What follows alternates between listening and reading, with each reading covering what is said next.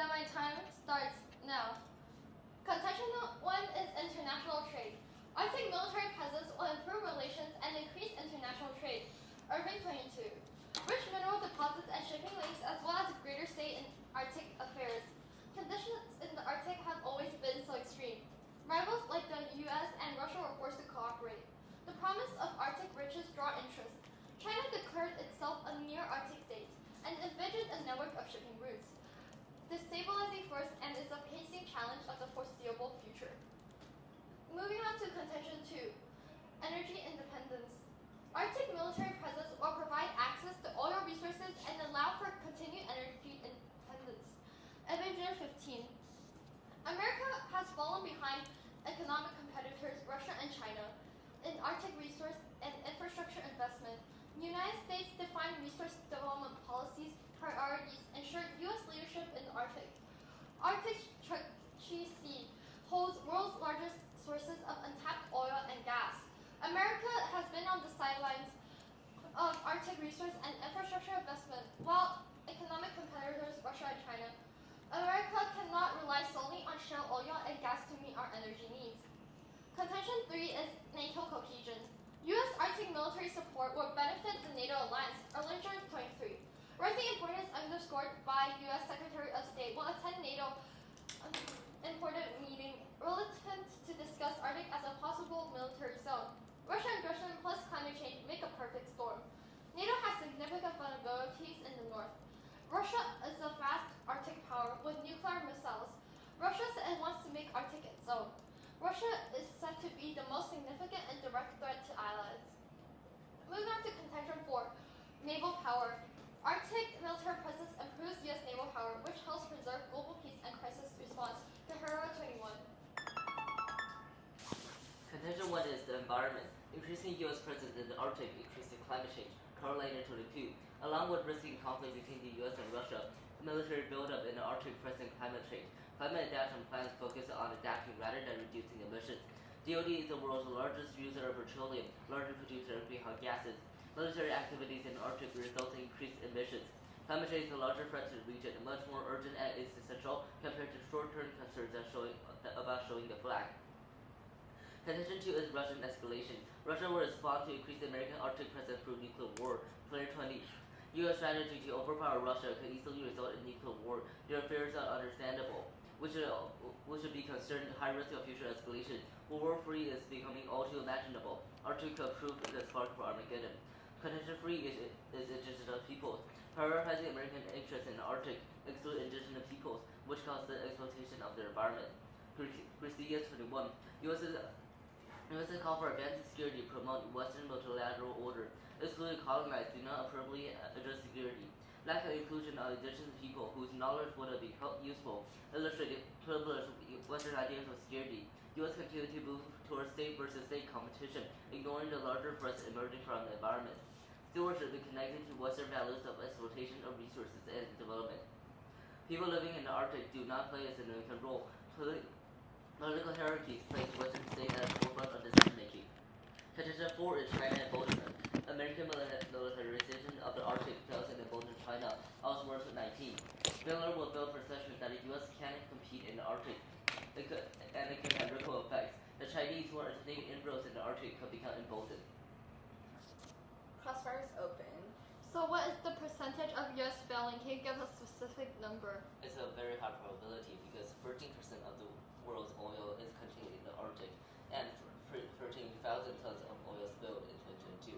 That doesn't answer a question about asking for a specific number. It's a very high percentage because the U.S. already. Yeah, but the specific so number. I already said it. 13% of the world's oil contains in the But Arctic. like, it's the risk of U.S. failing. It's not how much oil there is. Which means that the U.S. will try to get as much oil as they want and be messy in the process. Oh, so you can't actually answer the question. Now on to my question. How long will trade routes be available? I'm not sure how that is relevant to our contentions because, yeah, like. Like we're just saying China is making a lot of trade routes. We're not saying that anything relevant to something about this. They have access to the Silk Road. So trade routes will never be open. Okay, now your question. You're asking how long will trade routes be open? Yes. Well, I mean, like the Silk Road was there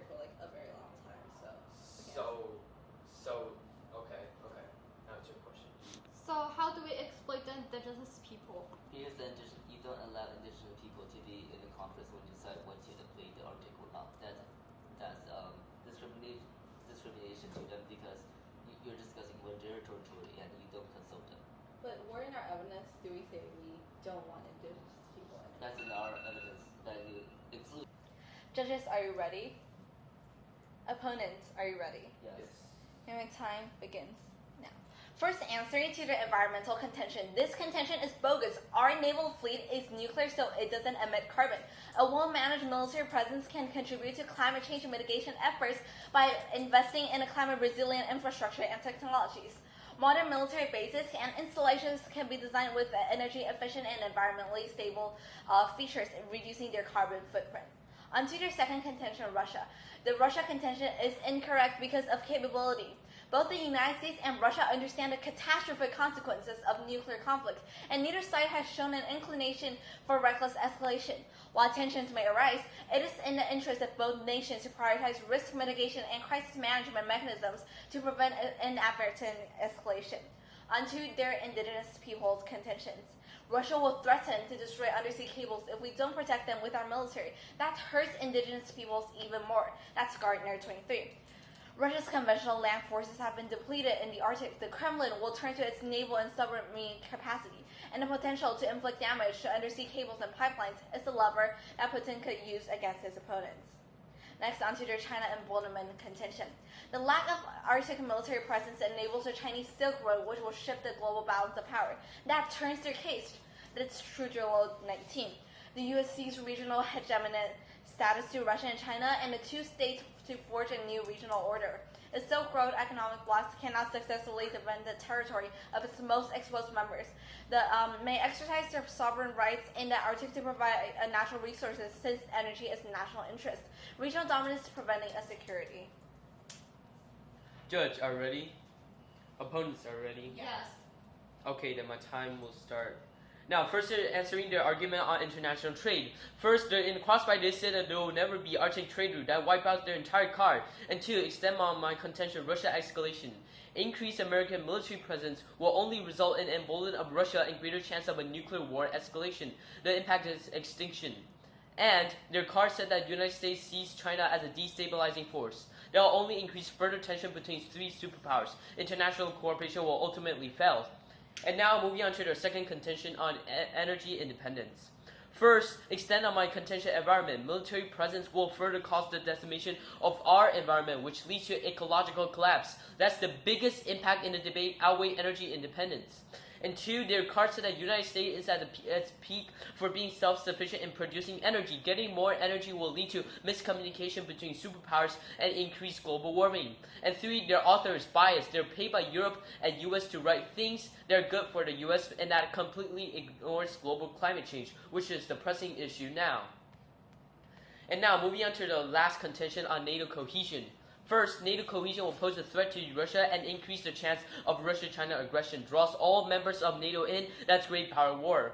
And two, Russia is struggling with Ukrainian war right now. Russia can't afford to fight two wars and will take a long time to recover and prepare to create a naval supremacy under NATO's watch. That decks Arctic supremacy and they won't risk it, so it's low probability. And three, NATO main objective is to secure regional peace. Militarization completely violates the purpose of the alliance. And lastly, U.S. main objective will be economic profit. Their energy independence explain it. They will exploit natural resources after securing dominance and accelerate global warming. And now answering their answers against my contention environment. First, they concede process that climate change is a pressing problem, and they have no evidence on nuclear subs. And that's time. Okay, so on your answers to our energy independence argument, how could you prove that our technology would actually increase global warming? Because all your answers are generic and it doesn't talk about the specific technology that we use. Well, your argument specified like United States is like being self-sufficient, so that means they don't need to get any more energy. So and more energy will like only lead to global warming because, as you know, drilling oil will only cause more pollution. And also you have to specify what technology you're going to be using to colonize the Arctic. We use nuclear energy. Then your evidence specify using nuclear navies to colonize the Arctic. Okay, it's your question. Okay, So how does U.S. militarization not cause any threats to the Russia and China?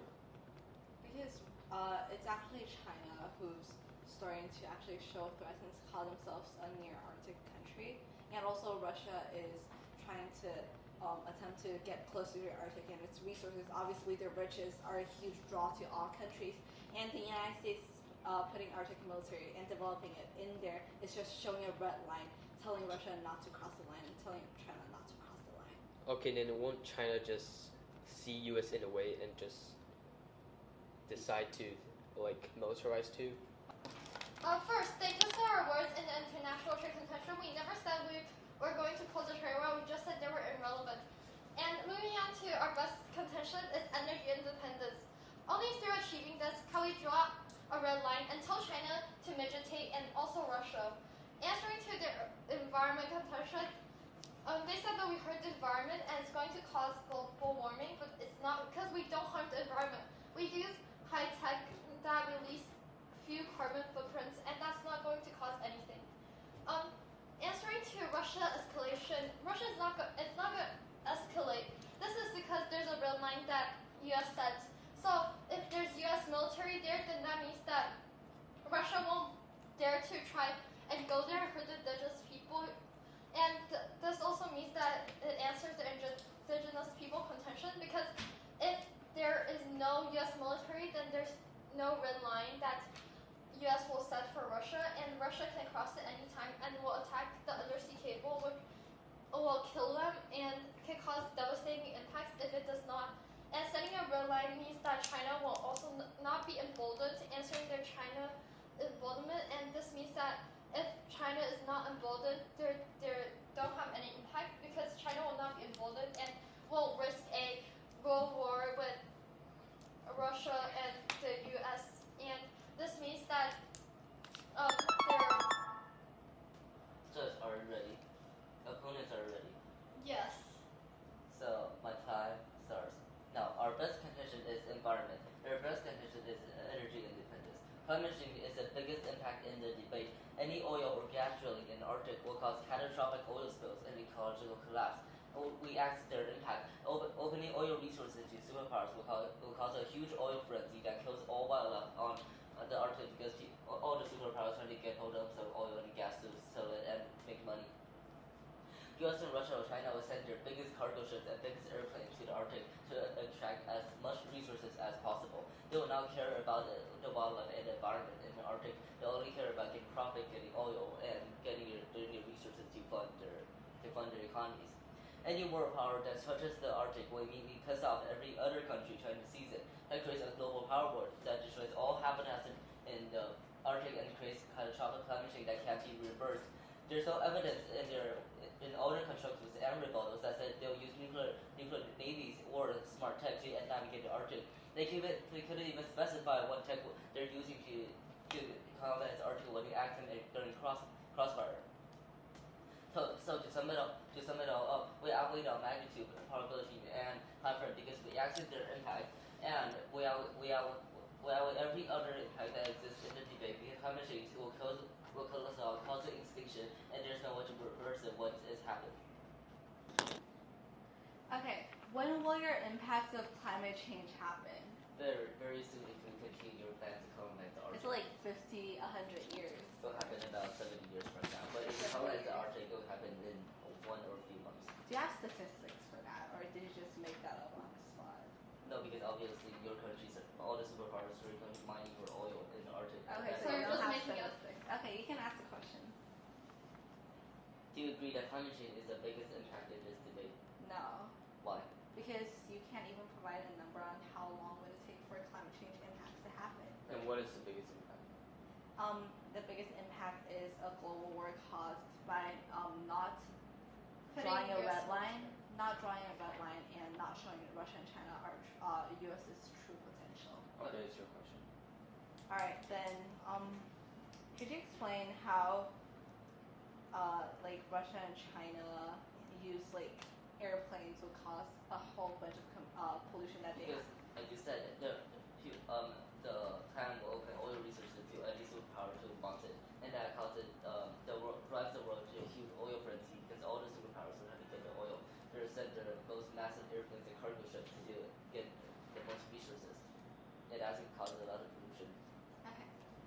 Okay, so if you draw a red line, then will Russia and China just explode below the line? The red line is that the United States has more power and has more access to resources. That shows Russia and China that they can't cross in this territory. So there won't be a breach. But didn't you concede that Russia is the largest superpower in Arctic area? Currently, but if the United States takes Okay, action currently. through the plan. Okay, now your question. No, that's because if we're currently not doing the So how does plan. US defeat the largest superpower in the Arctic region? From Well, scratch. We're not Yeah, from we're just scratch. putting We're US just, we military have in to the Arctic. start because the United States is holding back, but it shouldn't hold back So, because so it has right the now, potential. so right now there's no US aggression in the Arctic and nothing happening. And if you put more US military into the Arctic, and then everyone will be fine. Yeah, because I don't get your question. So Putin won't feel any pressure if there's a bunch of US tanks and ships and airplanes. Yeah, so they That's cross the over red to the line Arctic. because like U.S. troops are put in countries, and then those countries do not like have a whole bunch of attacks because of U.S. interference. So obviously, U.S. showing their true potential would draw a red line to the other countries. Good question. Okay.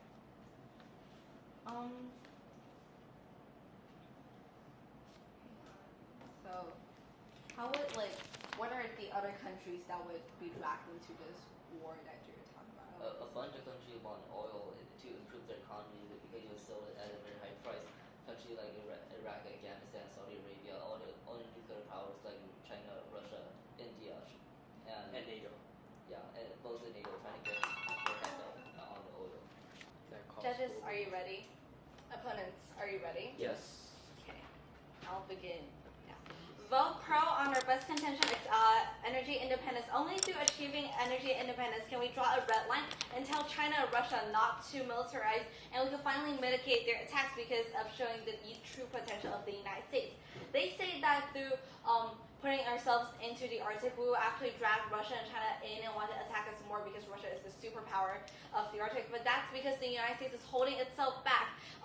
Through the plan, the United States will actually show their true potential and show Russia and China that they're not someone to mess with and they should not attack. And onto their best contention on environmental and climate change. So this is definitely not the biggest impact in the whole debate because they cannot even provide a year that climate change will happen. They just made up a 70 on the spot, but that does not even make sense because without any statistics, we could see that climate change is gonna happen at least 100 or a few hundred years later because there is no statistics and climate change has been impacts for so long. All environmentalists are talking about it, but it actually hasn't happened. Thus, they have a lower impact than us, and you should vote pro. Judge, are you ready? Opponents are ready. Yeah. Okay, then my time will start. Now, our best contingent is environment, while their best contingent is energy independence. The pro mess up in crossfire, saying that country can just exploit below the line. That takes out their entire red line impact. And now moving on to my impact. Our impact is ecological collapse, nuclear winter, and it's irreversible. They have no impact at all. They have no defenses against our impact. And now moving on to possibility. They said that we have no empirics for our time frame and possibility, but that's just false because their entire red line is also a theory. Their probability is so low because the U.S. is afraid that Russia also have a red line. So if U.S. crosses the red line, then they will launch their nukes on control, and that will also lead to climate change, and that means extinction, which is the biggest impact in the debate so far. So, Volkan.